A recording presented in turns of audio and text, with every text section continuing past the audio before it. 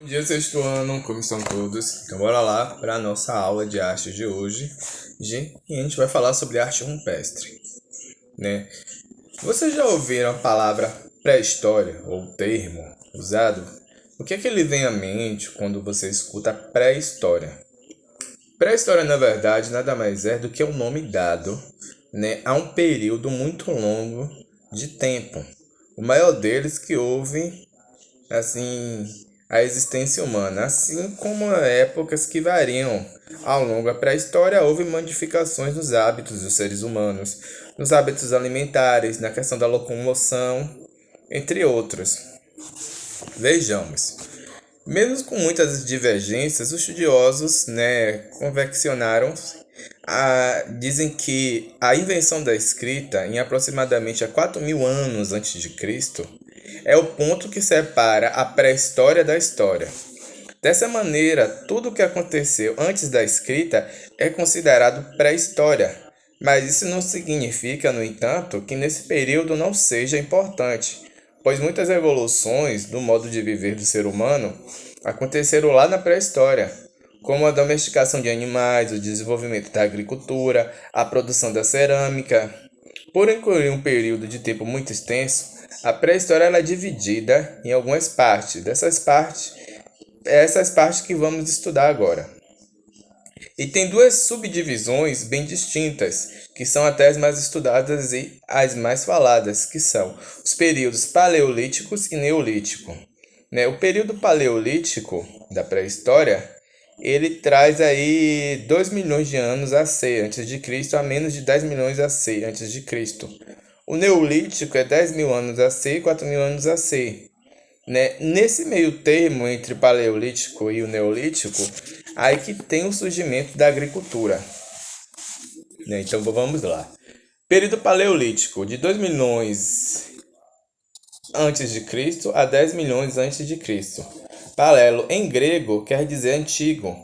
Lito significa pedra, é o período mais antigo da pré-história, de que se tem registro da humanidade. No paleolítico, o ser humano se dedicava quase exclusivamente à caça de animais, à coleta de frutos e raízes. A maioria dos povos desse período eram os nômades, ou seja, eles não se fixavam em região nenhuma por muito tempo, embora há registro de povos que habitavam determinadas regiões durante milênios.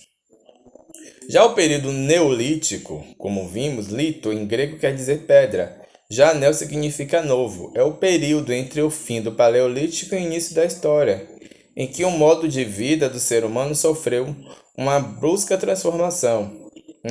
Ele passou a controlar a natureza por meio da agricultura. Desse modo, os historiadores consideram a agricultura como a prática que estabeleceu a divisão entre esses períodos, o paleolítico e o neolítico, que eu falei isso ainda há pouco.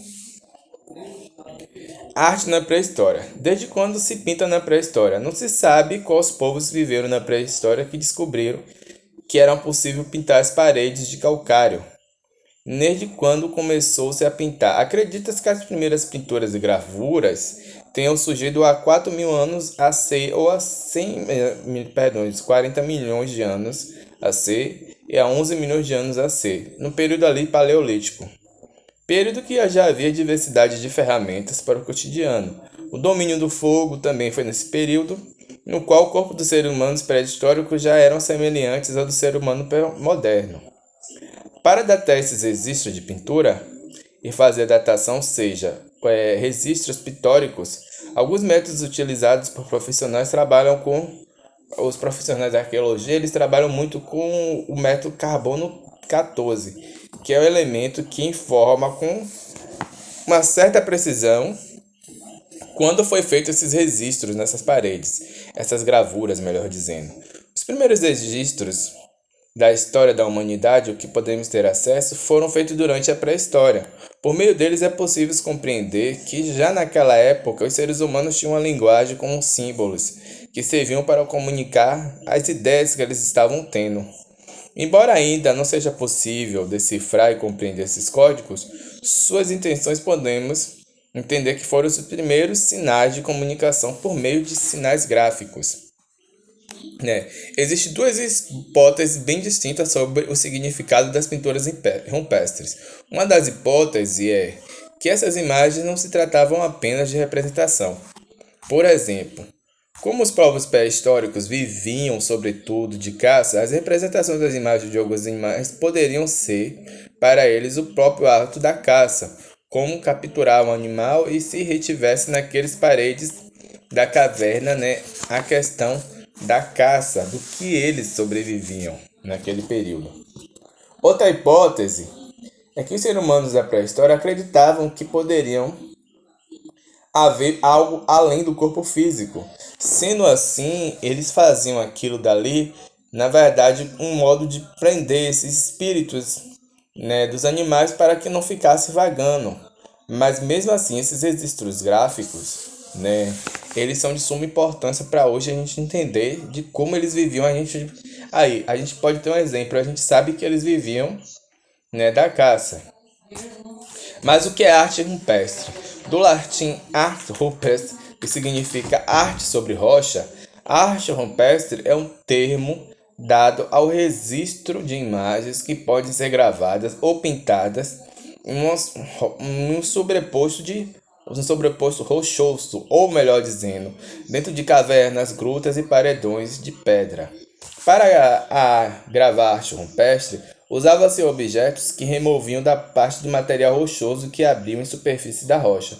A pintura era realizada por próprios dedos ou utilizavam ferramentas como os pincéis e instrumentos de sopro ou carimbos para cobrir as rochas com pigmentos. Apesar de se referir às produções dos povos da pré-história, né, especialista inclui a arte rupestre nas representações feitas lá no século XIX, até mesmo a produções artísticas contemporâneas que trabalham registros em rochas.